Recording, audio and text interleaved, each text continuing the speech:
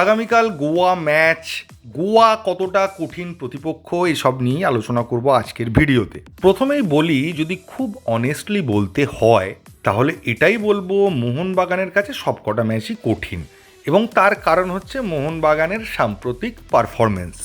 আপনি যদি খুব ভালো করে লাস্ট ম্যাচগুলো দেখেন তাহলে বুঝতে পারবেন মোহনবাগানের জয়গুলোর পেছনে ছিল কিছু ইন্ডিভিজুয়াল পারফরমেন্স, কিছুটা কপাল।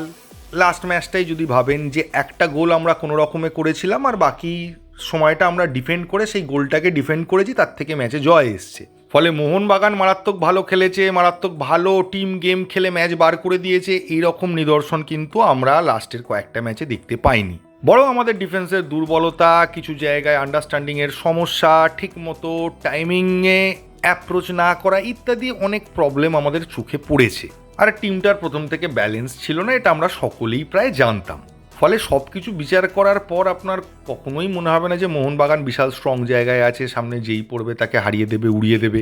এবং এটাও অস্বীকার করতে পারবো না যে মোহনবাগান গোয়াকেও উড়িয়ে দিতে পারে, গোয়াকে এক পেশে খেলে পুরো ম্যাচ থেকে আউট করে দিতে পারে, মানে সেই লেভেলের খেলা খেলতেও পারে। আবার এটাও হতে পারে গোয়ার কাছে কিছুই করতে পারলো না, গোয়া উড়িয়ে দিয়ে চলে গেল, দুটোই হতে পারে। কারণ মোহনবাগানের পারফরমেন্সে কোনো কনসিস্টেন্সি সেইভাবে নেই। তবে পজিটিভ পয়েন্ট এটাও যে লাস্ট ম্যাচে দেখা গেছিল মোহনবাগান প্লেয়াররা এক কাট্টা হয়ে 100% দিয়ে তারা খেলেছে, তারা জানপ্রাণ লড়িয়ে দিয়ে গোলটাকে ডিফেন্ড করেছে। তো এই ডেডিকেশনটার প্রয়োজন আছে, এই ডেডিকেশন অনেক সময় অনেক ম্যাচ ঘুরিয়ে দেয়। গোয়া টিমটাকে নিয়ে খুব বেশি আলোচনা আমি করতে চাই না। গোয়া যদি খাতায় কলমে দেখেন তাহলে মোহনবাগানের থেকে উইক টিম, খাতায় কলমে কিন্তু সত্যিই গোয়া উইক টিম। তারা তাদের বিদেশি কোটার পুরো বিদেশিও ইউজ করছে না, কিন্তু তারা চ্যাম্পিয়নশিপের লড়াইয়ে আছে, সেটাও বুঝতে হবে যে তারা কিন্তু কম বিদেশি নিয়ে খেলেও সেই জায়গাটায় পৌঁছেছে।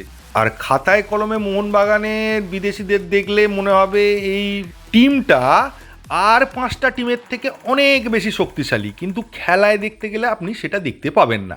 ফলে এই ম্যাচে আমি গোয়াকেই এগিয়ে রাখবো মোহনবাগানের তুলনায়, কারণ সাম্প্রতিককালের পারফরমেন্স। এবার মজার বিষয় হচ্ছে মোহনবাগান ভালো না খেলেও কিন্তু ম্যাচ জিতেছে, ফলে জেতা হারাটা ওইভাবে বলা যাবে না। তবে গোয়া ব্যালেন্স টিম, গোয়ার মধ্যে সব কটা পজিশানে মোটামুটি একটা করে স্ট্যান্ডার্ড প্লেয়ার আছে, ডিফেন্স ভীষণ মজবুত, সন্দেশ ঝিঙ্গানের মতো প্লেয়ার রয়েছে ডিফেন্সে। ইন্ডিয়ান প্লেয়াররা নিজেদের প্রমাণ করার তাগিদে জান প্রাণ লড়িয়ে খেলছে। ফলে গোয়া অবশ্যই একটা কঠিন চ্যালেঞ্জ। এবার যদি আপনি মোহনবাগানকে নিয়ে বলি, আমি একদম ডাইরেক্ট ফার্স্ট 11 বা এসবে যাব না, কারণ এখন যেরকম সিচুয়েশন মোহনবাগানকে এনিহাউ জিততে হবে। কি ফার্স্ট 11 হলো, কার ইনজুরি আছে, কে কত মিনিট খেলতে পারবে, এগুলো কিন্তু আর এই মুহূর্তে দাঁড়িয়ে ভাবার মতো জায়গা নেই। At any cost you have to win the match. এবার মোহনবাগানের কাছে দুখানা রাস্তা পড়ে আছে। একটা হচ্ছে সিম্পল ডবল ডিফেন্সে যাও আর বিদেশি কোটা পুরোপুরি ইউজ করো, আপফ্রন্টে দুটো বিদেশি, ডিফেন্সে দুজন বিদেশি, মাঝখানে বাকিটা ইন্ডিয়ান প্লেয়াররা রয়েছে। আর একটা অপশান রয়েছে আপফ্রন্টে 3টে বিদেশি, অ্যাটাকিং হবে খেলাটা, ডিফেন্সে একজন বিদেশি। ডিফেন্স কিন্তু ভালনারেবল থাকবে, কিন্তু একই সঙ্গে অ্যাটাকটা অনেক বেশি হবে। জেতার জন্য এই ফরমেশনটাই বা এই প্ল্যানিংটাই মনে হয় সব থেকে বেশি বেটার। এখন কোচ যদি ভাবেন যে না, এই ম্যাচটা ড্র করলেও আমাদের পরে চান্স থাকবে জেতার, আমরা টুর্নামেন্ট থেকে হারিয়ে যাব না, চ্যাম্পিয়নশিপের লড়াই থেকে হারিয়ে যাব না, তাহলে সে একটা ডিফেন্সিভ অ্যাপ্রোচ ইউজ করতে পারে। সেক্ষেত্রে দুজন বিদেশি ডিফেন্ডারকে একসঙ্গে খেলানো যেতেই পারে।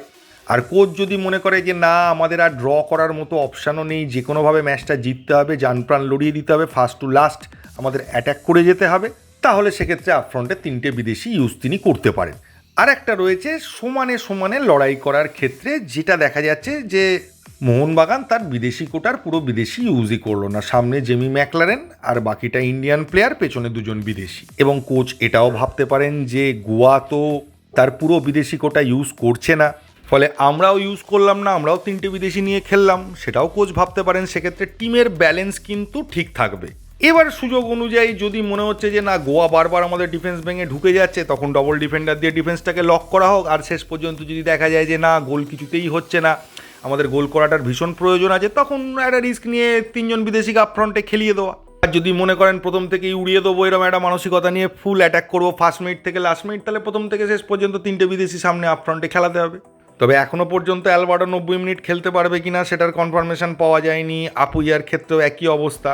তবে গোয়া এবং মোহনবাগান দুটো টিমেই এরকম কিছু প্লেয়ার আছে যারা একাই ম্যাচের মোড় ঘুরিয়ে দিতে পারে, মানে যখন তখন একটা গোল করে দিতে পারে বা একটা বিভৎস গোল করে দিতে পারে। দুটো টিমেই এরকম প্লেয়ার আছে। হ্যাঁ, বলতে পারেন মোহনবাগানে এর সংখ্যাটা একটু বেশি, গোয়াতে একটু কম, কিন্তু তাহলেও সেটাকে আন্ডার এস্টিমেট করার কোনো জায়গা নেই।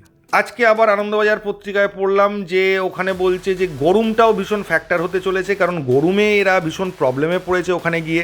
টেম্পারেচার খুব বেশি না থাকলেও হিউমিডিটির জন্য টেম্পারেচার অনেক বেশি বলে মনে হচ্ছে, খেলতে বা দৌড়তে রীতিমতো কষ্ট হচ্ছে। 90 মিনিট এক স্পিডে খেলাটা অন্তত সম্ভব নয়, সেটা কিন্তু প্রতিবেদনে লিখেছে তারা। তো সেটাও একটা বড় প্ল্যানিংয়ের ব্যাপার আছে। আপনি প্রথম থেকে এত হুড়মুড় করে খেললেন আর 60 মিনিটের পর দেখলেন জিভ বেরিয়ে যাচ্ছে আর দৌড়তে পারছি না, তখন তো আপনি 2 গোলে এগিয়ে থাকলেও অপোনেন্ট আপনাকে শেষ করে দিয়ে বেরিয়ে যাবে। তো এই ফিটনেস অ্যাডজাস্টমেন্টটাও কিন্তু একটা বড় ফ্যাক্টর হতে চলেছে এই ম্যাচটায়। এবং যেহেতু এটা ফ্যাক্টর হতে চলেছে, তাই আমার মনে হয়েছে ব্যক্তিগতভাবে যে 60 মিনিটের পর একটু অন্যরকম খেলা হবে। 60 মিনিটের পর থেকে 90 মিনিট, লাস্ট আধ ঘন্টা কিন্তু ভীষণ ক্রুশিয়াল হতে চলেছে দুটো টিমের কাছেই। ওই সময়টায় কিন্তু খেলা ঘোরানোর সুযোগ পাবে, যে পিছিয়ে আছে সে এগিয়ে যাওয়ার সুযোগ পাবে, যে এগিয়ে আছে তার পিছিয়ে যাওয়ার সুযোগ তৈরি হবে। তো এই অ্যাডজাস্টমেন্টটা কীভাবে ইউটিলাইজ করবো, এনার্জিটাকে কীভাবে তারা ইউজ করবে, প্রথম দিকটা একটু স্লো খেলে পরের দিকে আস্তে আস্তে যাতে লাস্ট মিনিট পর্যন্ত একই দমে খেলতে পারে, সেটার চেষ্টা করাটা আমার মনে হয় সব থেকে বেশি প্রায়োরিটি হওয়া উচিত। এবং আপুইয়া, সাহাল, থাপা এদের যে তিনজনের একটা কম্বিনেশান, এটাকে প্রপারলি যদি ইউজ করা যায় তাহলে আমার মনে হয় টিমটাকে অনেক বেশি ব্যালেন্সড এবং কোথাও কোনো অভাব আছে বলে মনে হবে না অন্তত। এবার অভাব না থাকলেই আপনি জিতে যাবেন বা আপনি খুব ভালো খেলবেন এটা তো বলা যায় না, ফলে রেজাল্ট বলতে পারবো না। তবে মোহনবাগান টিমটাকে ব্যালেন্স মনে হবে খেলা দেখে। ম্যাচটা নিয়ে বিশাল আশাবাদী হওয়ার জায়গা যেমন নেই, সেরকম ম্যাচটা জিততেই হবে আর যে কোনো মূল্যে জিততে হবে এই মানসিকতা নিয়ে খেলতেও হবে, দুটোই একসঙ্গে দরকার।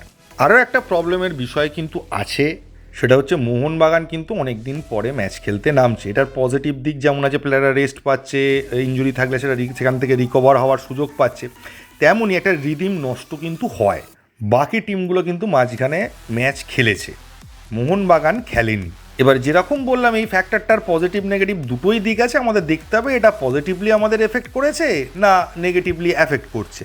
এরকম অনেক কিছু বিষয় রয়েছে যার বেশ কিছু জিনিস মোহনবাগানের বিপক্ষে যাচ্ছে, কিছু জিনিস আবার মোহনবাগানের পক্ষেই যাচ্ছে। তো সেই সব কিছু মিলিয়েই কিন্তু আমি ওই জন্য বলছিলাম যে এই ম্যাচটা ভীষণভাবে গুরুত্বপূর্ণ একটা ম্যাচ হতে চলেছে, এবং এই ম্যাচটা মোহনবাগান জিততে পারলে বাকিদের থেকে এক ধাপ অন্তত এগিয়ে থাকবে। এবং বিশেষ করে বলা প্রয়োজন এই মুহূর্তে ইস্টবেঙ্গলই আমাদের মেন প্রতিপক্ষ, তো ইস্টবেঙ্গলের থেকে এগিয়ে থাকবে মোহনবাগান, এবং ইস্টবেঙ্গলের থেকে এগিয়ে থেকে যদি ডার্বিটা খেলতে নামে সেটা সবসময় মোহনবাগানের কাছে একটা অ্যাডভান্টেজ হবে।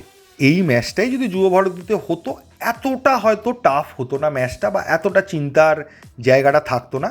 ম্যাচের ভ্যালুয়েশন বা ম্যাচের গুরুত্ব যেটা বলছি সেটা কিন্তু সেমই থাকতো, যে এই ম্যাচটা মোহনবাগানের কাছে ভীষণভাবে জেতা জরুরি, কিন্তু ঘরের মাঠে চাপটা অন্তত কম থাকতো।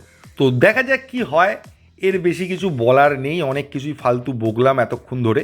এই ম্যাচটার টেকনিক্যাল বিশ্লেষণ করে খুব একটা লাভ নেই, তাই করলাম না, কারণ এখন টেকনিক্যাল বিশ্লেষণে যাই আসুক না কেন মোহনবাগানকে জিততে হবে, আর মোহনবাগান পিছিয়ে থেকেই শুরু করবে এটা আগে থেকে বোঝা যাচ্ছে। তাই দেখা যাক কি হয়। আগামীকাল বিকেল 5টার জন্য অপেক্ষা। এই ভিডিওতে এইটুকুই, তার আগে ম্যাচের আগে অবশ্যই ভিডিও নিয়ে আসছি।